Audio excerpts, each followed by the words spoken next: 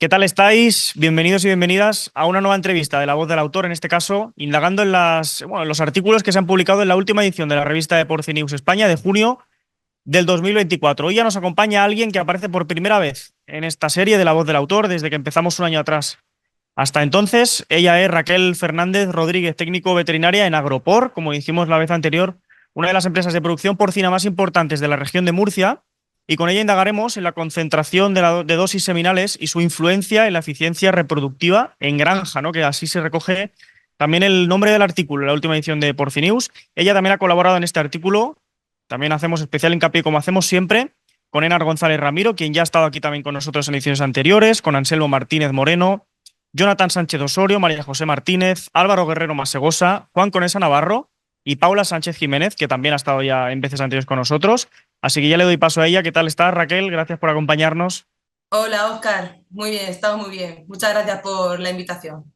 Representando a Agropor ya por tercera vez. Diría que eres la tercera representante de Agropor aquí, así que para nosotros también es un placer. Muchas gracias. Para contextualizar lo que vamos a ir desgranando poco a poco en estos próximos 10 minutos, decía antes el nombre del artículo, ¿no? Concentración de dosis seminales y su influencia en la eficiencia reproductiva en granja.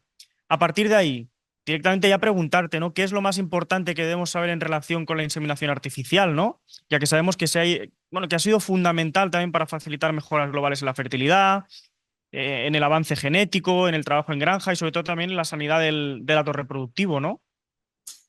Sí, sí, efectivamente, Oscar. Bueno, para hacer un poco una pequeña introducción, la inseminación artificial al final es una técnica que ya implementada ya en prácticamente todas las granjas desde los años 80 y como bien dices, ya no son solo estas mejoras que comentas, que obvio son la base de su importancia, la Ujú. mejora de la fertilidad, el avance genético, ya que podemos hacer una selección mucho más minuciosa a partir de un berraco, seleccionarlo para inseminar varias cerdas, ¿no? Además de todo esto, si la inseminación artificial, tal y como hoy la conocemos, el sector porcino que tenemos, o sea, el sector porcino no hubiera Mm. conseguido obtener estos resultados, ¿no? Con esta producción mundial de carne no lo habríamos conseguido, ¿no? A Claro. diferencia de lo que sería la monta natural, eh, esta técnica nos permite inseminar a través de un eyaculado porcino de un berraco 20, 60 cerdas, ¿no? Esto favorece no solo a la difusión más rápida del progreso genético, sino a facilitar el trabajo en granja y además disminuir al máximo la transmisión de enfermedades sexuales. Ujú.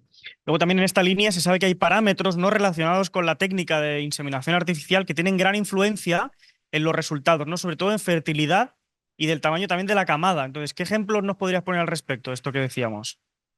Sí, bueno, dejando aparte la influencia que puede tener la línea genética madre, ¿no? Que es la Sí. principal, la línea de estas hiperprolíficas, también se sabe que puede estar relacionado en cuanto al semen la proporción de espermatozoides útiles que tenemos en las dosis que utilizamos, ¿no? Que tendría que ser en torno al 85% de espermatozoides útiles, perdón. Ujú. Y aparte también el intervalo de inseminación con respecto al momento de la ovulación de la cerda también sería eh, un, un factor importante, ¿no? Ujú. Claro. Luego también si hablamos de las características, en este caso de la dosis seminal, que es otro de los puntos también que se destaca en el artículo, en términos, sobre todo también centrémonos en términos de volumen y de concentración, ¿no? Entonces te lanzo la pregunta que es cuáles son los principales parámetros que pueden afectar también, bueno, a su calidad a la hora de evaluar las dosis seminales. Vale, bueno, al final existen varios parámetros, ¿no? Para que puedan afectar a la calidad. En líneas generales voy a mencionarlos. Sería, por ejemplo, la funcionalidad espermática, ¿no? Ujú. La integridad del acrosoma, al final es una célula de espermatozoide y la integridad del acrosoma, que de la célula sea lo correcto, es un factor importante.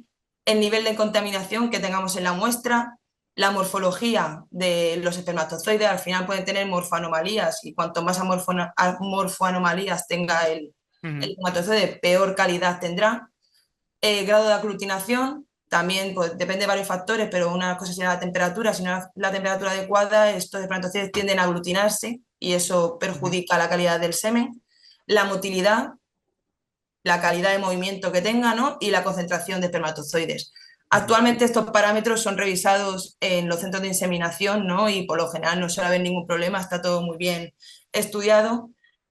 Nosotros también a nivel de granja siempre lo revisamos al principio, ¿no? Antes de inseminar es importante revisar que el semen esté bien. Ujú. Damos una especie, bueno, un intervalo para decir que todo lo que tú comentabas ahora, Raquel, lo pueden encontrar en el link que dejamos al artículo para que puedan acceder a él también y puedan verlo todo de forma más detallada, porque aquí es imposible también comentarlo todo en tan solo 10 minutos. Pero volviendo a la entrevista, también hablábamos de cuál es el volumen, ya te lanzo la siguiente pregunta, de cuál es el volumen de dosis ideal según tu consideración para la inseminación, en este caso, pues, cervical, y por qué dosis superiores, sobre todo a 60 milímetros, en este caso, bueno, pues podrían llegar a ser perjudiciales, ¿no? Sí, bueno, con respecto a lo que sería el volumen de dosis, sí que existen ya varios estudios que hablan sobre esto, ¿no? Que el volumen ideal podría ser en torno a unos 30-35 mililitros, sería más que suficiente. Yo diría que ahora mismo se usa en torno a 45 mililitros, ¿no? de volumen, pero yo creo que es simplemente para, por lo menos, para mantener un margen de seguridad, ¿no? Al final, cuando tenemos las dosis en la granja y las ponemos todas en horizontal, en el frigo, o cuando antes de inseminar la cera tenemos todas las dosis en horizontal, lo que tienden los espermatozoides es a decantarse en la zona más profunda, ¿no? Más baja. Entonces, claro, en el momento justo que tú vas a inseminar a la cerda, deberías homogenizar bien la muestra, la dosis de semen, porque al Ujú. final los espermatozoides tienes que aprovecharlos, ¿no? Y si se Claro. quedan acantonados, pues no es lo correcto. Entonces, yo creo que un pelín más de volumen, un 45 mililitros, es correcto para poder estar cómodo y diluirlo bien. Luego, lo que comentaste, ¿no? Lo que has comentado Sí, de que por qué 60 mililitros podrían eso ser es. perjudiciales. Eh, Se sabe que el cuerpo de la cerda, ¿no? A la hora de introducir una dosis, de forma natural, activa el sistema inmune, ¿no? Al final, cuando tú introduces semen, es un cuerpo extraño, entonces, de forma natural, activa el sistema inmune. En este caso, un volumen mayor de 60 se sabe que puede tener una exacerbación, ¿vale? De lo que sería este sistema inmune, entonces atacaría el sistema inmune de la cerda al semen, a esos espermatozoides, y provocaría una destrucción de estos. ¿Esto que conlleva? Pues que al final con esta destrucción se reducirían los ovocitos fecundados, y con esta reducción de ovocitos fecundados tendríamos una disminución del número de lechones nacidos vivos. Ujú. O también, por otro lado, en el artículo se refleja sobre todo la concentración de espermatozoides, ¿no? Entonces, a partir de aquí, ¿qué rangos de concentración de espermatozoides se consideran actualmente óptimos y por qué ha habido una tendencia a reducir dichas concentraciones? Sí, bueno, la concentración óptima es un parámetro que yo creo que es algo controvertido, ¿no? Mm. En cuanto al cuál sería el óptimo a nivel de campo, yo creo que no está del todo claro, ¿no? Hay Mm. diferencias entre países, empresas, regiones, genéticas, proveedores, incluso yo creo que en granjas de misma empresa yo creo que utilizan Ya, concentraciones distintas porque no se sabe exactamente. Yo creo que actualmente se podría hablar que está en torno a unos 1.000-3.000 millones de espermatozoides por dosis, ¿no? Anteriormente hay estudios que dicen que la concentración óptima estaba entre 5.000 y 10.000 millones.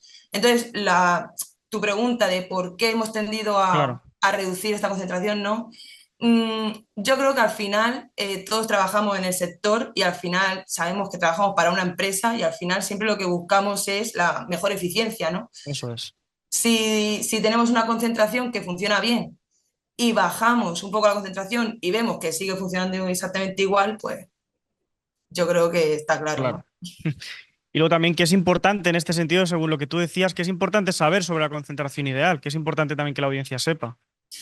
Bueno, con respecto a las concentraciones de dosis, a diferencia del volumen, pues eso, hay muy pocos estudios a nivel de campo, por lo que lo importante yo creo es que conozcas tú bien tu granja y ya dependiendo de todo eso, tu protocolo de inseminación, tu detección de celo, tu sanidad, ya sobre eso pues ya trabajar, ¿no? Y si ves que a lo Ujú. mejor tu sanidad peca un poco, tienes algo que mejorar, pues a lo mejor puedes aumentar un poco la concentración y ver cómo funciona. Ujú. No sé, al Perfecto. final lo importante es mantener bien el semen, que sea un semen de calidad y ya está. ¿Qué conclusiones también se pueden extraer, ¿no? De los estudios de campo, en este caso, sobre la influencia de la concentración de espermatozoides en la eficiencia reproductiva? No, no te pregunto ya más, sino por tu experiencia, bueno, si no en general, ¿no? Es decir, ¿qué podemos extraer como conclusión? Vale, bueno, en nuestro caso, en el estudio que hicimos Eso es. en la granja, ¿vale? Nosotros aumentamos un 20% en un grupo la concentración de espermatozoides. Y lo que vimos al final, no obtuvimos mejora en ninguno de los parámetros que buscamos. Buscamos mejoras tanto en tasas de partos como en prolificidad, como en leche en ácidos vivos, por lo que las conclusiones que podríamos sacar al final en nuestro estudio, si le echáis un vistazo, es al final ha sido una granja libre de PIS, con un alto estatus sanitario, instalaciones nuevas, personal muy cualificado, ¿no? Al final lo importante es conocer tu granja, que el semen sea de calidad y a lo mejor en una granja con menos sanidad un aumento de la concentración podría ser curioso y Ujú. así interesante, ¿no? Y luego ya, para ir terminando, otro de los puntos que se destaca en el artículo, y ya te lanzo la pregunta, es en qué medidas factores como el manejo, la sanidad, bioseguridad y también calidad seminal afectan a los resultados, que esto es importante destacarlo, de fertilidad, ¿no? En una granja porcina. Hmm. A ver, estoy hablando yo de mi experiencia, voy a hacer 4 años trabajando para el sector, ¿no?